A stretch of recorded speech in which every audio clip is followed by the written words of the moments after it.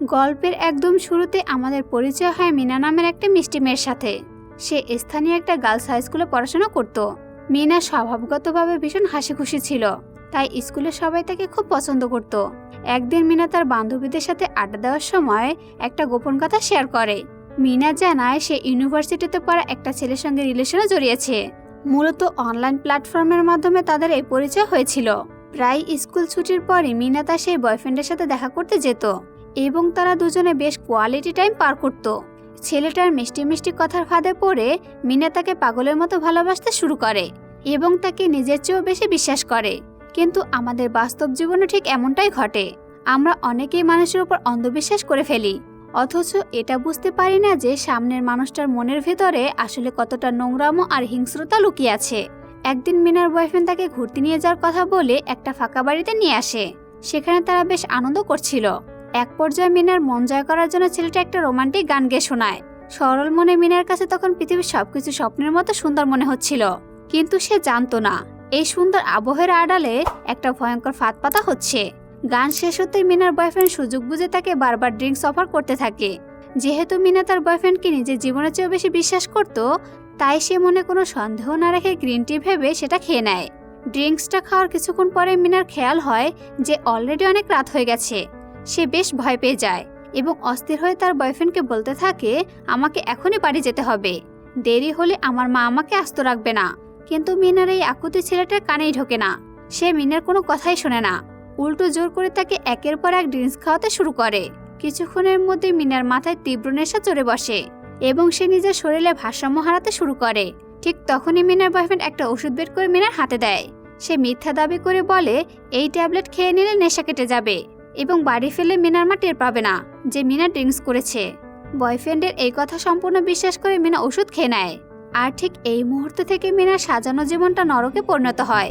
ওষুধটা খাওয়ার সাথে সাথে মিনার সোফার উপর অজ্ঞান হয়ে পড়ে।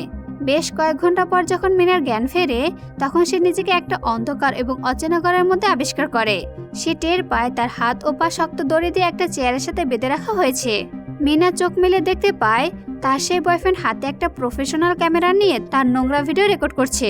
শুধু তাই নয়, ঘরের কোণায় তার বয়ফ্রেন্ডের আরো কয়েকজন বন্ধু দাঁড়িয়ে কুৎসিতভাবে হাঁটছিল। এই পিচাস বয়ফ্রেন্ড মিনাকে মুখের ওপর বলে যে তারা সবাই মিলে এখন মিনার সাথে চরম অন্যায় কাজ করবে। তারা হুমকি দেয় এই পুরো ঘটনার নোংরা ভিডিও তারা ক্যামেরাবন্দি করেছে এবং খুব তাড়াতাড়ি তা ইন্টারনেটে সব জায়গায় ভাইরাল করে দেবে। এই ভয়ঙ্কর কথা শুনে মিনার পায়ের তলা থেকে মাটি সরে যায়। সে চিৎকার করে কাঁদতে কাঁদতে তার বয়ফ্রেন্ডকে বলে, আমি তোমার কি ক্ষতি করেছিলাম যে আমার সাথে এত বড় অন্যায় কাজ করলে? কিন্তু সেই নরপশুর মনে মিনার কান্না দেখে বিন্দুমাত্র দয়া জাগেনি। এরপর তারা তার উপর অত্যাচার চালায় এবং হাসি মুখে সেই সব অপরাধের ভিডিও করতে থাকে। এই নরকীয় ঘটনার পর মিনা মানসিকভাবে পুরো ধ্বংস হয়ে যায়। এক অদ্ভুত মানসিকতার কারণে সে এই সব কিছুর জন্য নিজেকে অপরাধী ভাবতে শুরু করে, কারণ সে নিজেই তো ভালোবেসে এই পিশাচটাকে বিশ্বাস করেছিল। এই ঘটনার পর মিনার ভেতরে সে হাসি খুশি মেয়েটা চিরতরে মরে যায়। লোকলজ্জা আর অপমানের ভয়ে মিনা এই নোংরা সত্যটা তার মাকেও বলতে পারে না। কোনো মা যেন তার সন্তানের এই অবস্থা না দেখে, সেই ভয়ে সে একা একা গুমড়ে কাঁদত। অন্যদিকে মিনার মা ও মেয়েকে নিয়ে ভীষণ চিন্তায় পড়ে যায়। মিনার মা ছোটবেলা থেকে অনেক কষ্ট করে, মানুষের বাড়িতে পরিচালিকার কাজ করে মিনাকে একাই টেনে টেনে বড় করেছে। এরই মধ্যে মিনা সেই কুলাঙ্গার বয়ফ্রেন্ড প্রতিনিয়ত মিনাকে ব্ল্যাকমেল করে যাচ্ছিল। সে হুমকি দেয় মিনা যদি তার কথা মতো না চলে তবে সে ভিডিওটি সবার ফোনে ফোনে পৌঁছে দেবে। হঠাৎ একদিন প্রকাশ্যে রাস্তায় মিনার সাথে তার বয়ফ্রেন্ডের দেখা হয়ে যায়। মিনার ওই অসহায় অবস্থা দেখে ছেলেটি তাকে নিয়ে উপহাস করতে শুরু করে। নিরুপায় হয়ে মিনা সবার সামনে তার বয়ফ্রেন্ডের পায়ে আছড়ে পড়ে এবং ফুপিয়ে ফুপিয়ে কাঁদতে থাকে। মিনা তার মায়ের সম্মানের দোহাই দিয়ে বলে এই ভিডিও যদি ভাইরাল হয়ে যায় তবে সে মারা যাবে এবং তার মা এই শোক সইতে পারবে না, তাই দয়া করে যেন তার জীবনটা এভাবে ধ্বংস করা না হয়। কিন্তু মিনার কান্না দেখে সেখানে মিনার বয়ফ্রেন্ড বাকি বন্ধুরাও চলে আসে। তারা উল্টো মিনাকে আবার ব্ল্যাকমেল করে এবং নোংরা একটা শর্ত দেয়। তারা বলে মিনা যদি তাদের এই নতুন শর্তে রাজি হয় তবে তারা ভিডিও ডিলিট করবে। উপায় না পেয়ে মিনা আবারও তাদের কথা মতো সেই ওষুধটি খেয়ে নেয় এবং তারা আবারও মিনা নতুন ভিডিও বানায়। কিন্তু এবার তারা মিনার সাথে চরম বেইমানি করে ভিডিওটি ইন্টারনেটে ভাইরাল করে দেয়। আর সেই কুৎসিত ভিডিওটি টাইটেল দেওয়া হয় ম্যানিনেট।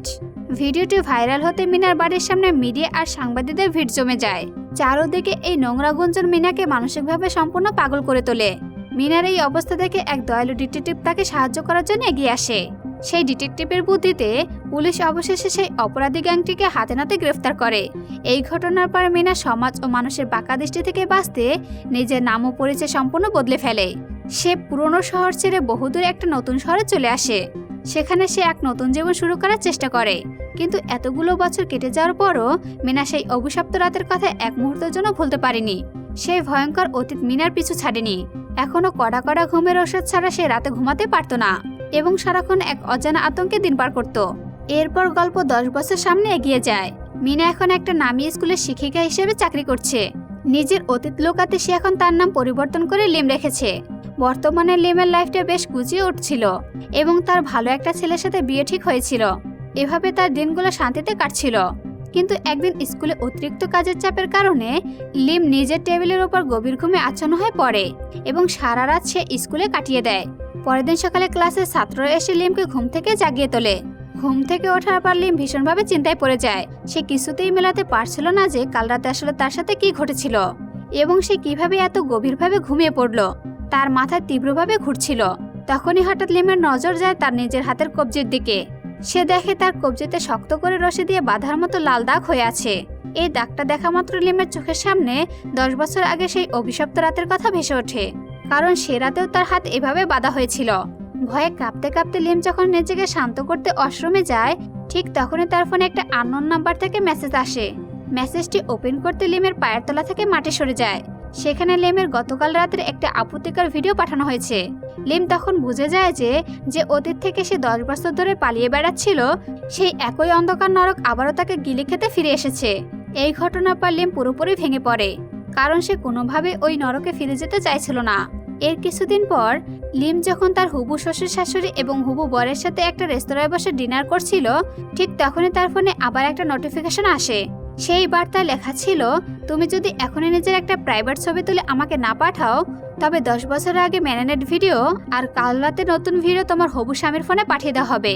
পরিবারের সম্মানের কথা চিন্তা করে লিম অসহায়ের মতো বাথরুমে গিয়ে নিজের একটা ছবি তুলে সেই নাম্বারে পাঠায়।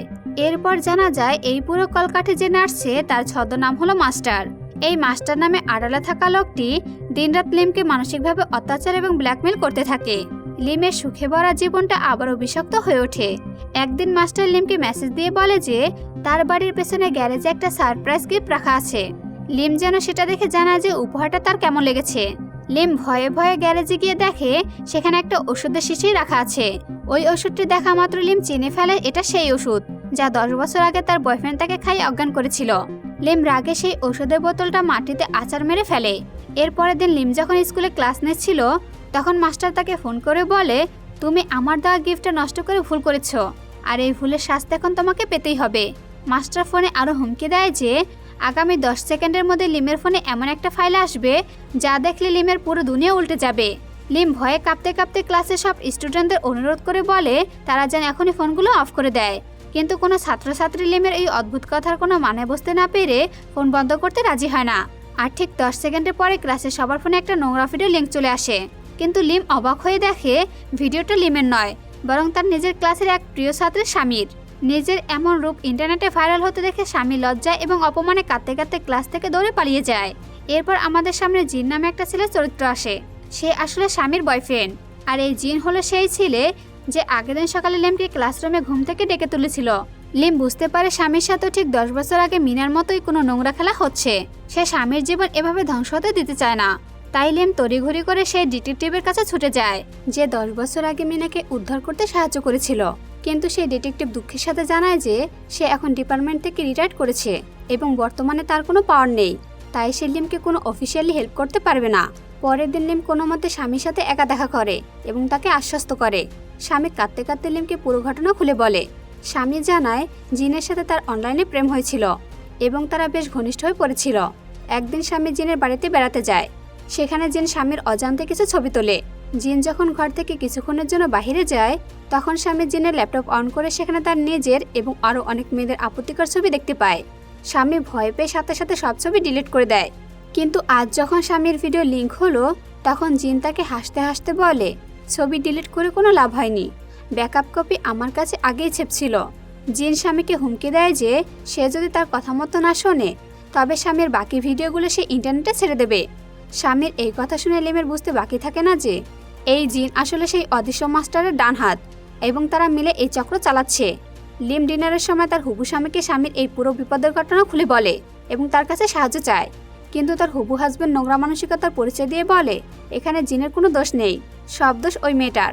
সে কেন একটা ছেলের ঘরে একা একা গেল? মেয়েদের সম্মতি ছাড়া কোনো ছেলে কিছুই করতে পারে না। হুবু বরের এমন জঘন্য চিন্তা ভাবনা শুনে লিম স্তব্ধ হয়ে যায়। সে সিদ্ধান্ত নেয় এই পশুর সাথে সে বিয়ে করবে না এবং নিজের জীবন বাজি রেখে হলেও সে একাই স্বামীকে এই নরক থেকে উদ্ধার করবে। লিম নিজের মতো করে জিনের ওপর নজর রাখতে শুরু করে। একদিন গোপনে জিনের পিছু নিতে নিতে একটা পরিত্যক্ত রহস্যময় ফ্যাক্টরির সামনে চলে আসে, কিন্তু দুর্ভাগ্যবশত জিন লিমকে দেখে ফেলে। লিমকে বন্দি করার জন্য জিনের পুরো গ্যাং লিমের পিছনে তাড়া করে। লিম যখন প্রায় ধরা পড়েই যাচ্ছিল, ঠিক তখনই সেখানে ডিটেকটিভ এসে হাজির হয় এবং লিমকে কোনো মতে সেখান থেকে উদ্ধার করে। অন্যদিকে মাস্টার লিমকে তার ফোনে অনবরত হুমকি দিয়ে যাচ্ছিল। পরের দিন সকালে লিম ঘুম থেকে উঠে সোশ্যাল মিডিয়ায় একটা অ্যানাউন্সমেন্ট দেখতে পায়, যা দেখে তার রক্ত হিম হয়ে যায়। যেখানে লেখা ছিল আজ রাতে প্রথমবার ম্যারিনেট গ্রুপ থেকে তাদের পেজ সাইডে একটা লাইভ ভিডিও করা হবে। এই পোস্ট দেখার পর লিম পুরোপুরি মানসিকভাবে ভেঙে পড়ে, কারণ সে জানতো আজ রাতে মাস্টার লিমের লাইভ ভিডিও আপলোড করে তাকে সবার সামনে চিরতরে শেষ করে দেবে। চারদিকের এই মানসিক চাপ সহ্য করতে না পেরে লিম সুইসাইড করার সিদ্ধান্ত নেয়, কিন্তু ঠিক শেষ মুহূর্তে সেই ডিটেকটিভ মিনার ঘরের দরজা ভেঙে ভেতরে ঢোকে এবং তাকে আবারও মৃত্যুর মুখ থেকে বাঁচিয়ে আনে। ডিটেকটিভ লিমকে শক্ত করে ধরে বলে, তুমি একদম ভেঙে পড়ো না, তুমি ঘরের সব দরজা জানলা বন্ধ করে ভেতরে থাকো এবং কোনো অবস্থাতে আজ ঘর থেকে বের হবে না। তুমি বাহিরে বের না হলে মাস্টার তোমার কোনো লাইভ ভিডিও করতে পারবে না। কিন্তু এর কিছুক্ষণ পরে লিমের ফোনে মাস্টারের মেসেজ আসে, আমরা স্বামীকে কিডন্যাপ করেছি, যদি তুমি স্বামীকে জীবিত দেখতে চাও তবে এখনই আমাদের দাও এই ঠিকানা একা চলে আসো, আর পুলিশকে জানালে স্বামীর লাশ পড়বে। লিম নিজের জীবনে তোয়াক্কা না করে স্বামীকে বাঁচাতে মাস্টারের সেই গোপন আস্তানে পৌঁছায়। সেখানে পৌঁছানো মাত্র মাস্টারের গুন্ডারা সেই পুরনো ওষুধটি খাই দেয়। কিছুক্ষণ পর লিম যখন হালকা জ্ঞান ফেরে, তখন সে জিনের সামনে হাত জোড় করে বলে, দয়া করে আমাকে ছেড়ে দাও। কিন্তু ঠিক এই মুহূর্তে গল্পের সবচেয়ে বড় এবং হার্ট হিম করা টুইস্ট আমাদের সামনে চলে আসে। লিম চরম ধাক্কা খায় যখন সে জানতে পারে যে স্বামী আসলে কোনো ভিকটিম নয়, বরং লিমকে এই ফাঁদে ফেলার মূল মাস্টার মাইন্ড। স্বামী লিমের সহানুভূতি পাওয়ার জন্য এতদিন এই ধর্ষণের মিথ্যা নাটক সাজিয়েছিল। জিন আসলে স্বামীকে ভালোবাসত। স্বামী ও তার গ্যাংটি মূলত সরল মেয়েদের প্রেমের ফাঁদে ফেলে তাদের ব্ল্যাকমেল করত এবং সেই ভিডিও ডার্ক ওয়েবে চড়া দামে বিক্রি করত। জিন আসলে এই চক্রের শিকার ছিল মাত্র, আর মাস্টার নামে আড়ালে থাকা এক রহস্যময় ব্যক্তি স্বামীদের এসব নোংরা কাজের জন্য কোটি কোটি টাকা দিত। স্বামী যখন লিমের লাইভ ভিডিও অন করে সাইট চালু করতে যাবে, ঠিক তখনই সেই আস্তানার চারপাশে পুলিশ ঢুকে পড়ে। স্বামী ও তার দলের লোকেরা পুলিশ দেখে নিজেদের খুব চালাক ভেবে পুলিশদেরকে ব্ল্যাকমেল করার চেষ্টা করে, কিন্তু তারা জানতো না যে ডিটেকটিভ এবং পুলিশ অনেক আগে থেকে স্বামীর ওপর ট্র্যাকিং ডিভাইস লাগিয়েছিল এবং তারা শুধু সঠিক সুযোগের অপেক্ষায় ছিল। পুলিশ নিমেষের মধ্যে স্বামীর পুরো গ্যাংটিকে চারদিক থেকে ঘিরে ফেলে এবং সবাইকে হাতকড়া পরায়। এরপর সাইবার ক্রাইম অফিসারের স্বামীর ল্যাপটপ ও ফোন হ্যাক করে মূল অপরাধী মাস্টারের লোকেশন ট্র্যাক করতে সক্ষম হয়। পুলিশের পুরো ফোর্স যখন মাস্টার সেই হাইটেক বাড়ির দরজা ভেঙে ভেতরে ঢোকে, তখন ঘরের ভিতরের দৃশ্য দেখে তাদের চোখ কপালে উঠে যায়। তারা দেখে বিলাসবহুল কম্পিউটারের সামনে মাস্টার সেজে বসে আছে মাত্র 12 বছর একটা ছোট বাচ্চা। লিম এবং পুলিশদের দেখে সেই বাচ্চাটি ভয়ে কাঁপতে শুরু করে। ডিটেকটিভ লক্ষ্য করে সেই বাচ্চাটি টেবিলের উপর কোডিং এবং হ্যাকিংয়ের জন্য আন্তর্জাতিক স্তরে বেশ কয়েকটি সার্টিফিকেট এবং মেডেল রাখা আছে, আর তার কম্পিউটারের স্ক্রিনে ম্যারিনেটের ডার্ক ওয়েবসাইটটি রান করছিল। পুলিশ জেরার মুখে আসল সত্যটি বেরিয়ে আসে। এই বাচ্চার বাবা ছিল একজন কুখ্যাত আন্তর্জাতিক সাইবার অপরাধী, যে বর্তমানে জেলের ভেতরে রয়েছে। আর আমরা তো জানি বাবার হাত ধরেই সন্তানরা বড় হয় এবং তাদের ভালো মন্দ শেখে। এই ছোট ছেলেটিও তার বাবার ল্যাপটপ ঘেটে হ্যাকিং শিখে ডার্ক ওয়েবে এই নোংরা সাম্রাজ্য পরিচালনা করছিল। তার কাছে এই জীবন্ত মানুষের জীবন ধ্বংস করার খেলাটা জাস্ট একটা কম্পিউটার গেম খেলার মতো ছিল। সে লিম, স্বামী বা জিনকে কোনো মানুষ মনে করতো না। তার কাছে এরা ছিল গেমের একটা ভার্চুয়াল ক্যারেক্টার। কিন্তু আজ যখন লিমকে সে বাস্তবে চোখের সামনে দেখে, তখন বাচ্চাটি পুরো ভয়ে স্তব্ধ হয়ে যায়। যেহেতু ছেলেটির বয়স মাত্র 12 বছর এবং সে নাবালক, তাই আইন অনুযায়ী তাকে কোনো জেলে শাস্তি দেওয়া হয় না। তবে তার এই বিকৃত মানসিকতা ঠিক করার জন্য আদালত তাকে একটি হাই সিকিউরিটি চাইল্ড রিহ্যাবিলিটেশন এবং মেন্টাল থেরাপি সেন্টারে পাঠানোর নির্দেশ দেয়, যাতে সে সমাজের ভালো মন্দ পার্থক্য বুঝতে শেখে। আর এভাবেই মিনার 10 বছরের লড়াই অবসান ঘটে, আর মুভির গল্পটি এখানে শেষ হয়ে যায়। বন্ধুরা, গল্পটি ভালো লেগে থাকলে চ্যানেলটি সাবস্ক্রাইব করতে ভুলবেন না।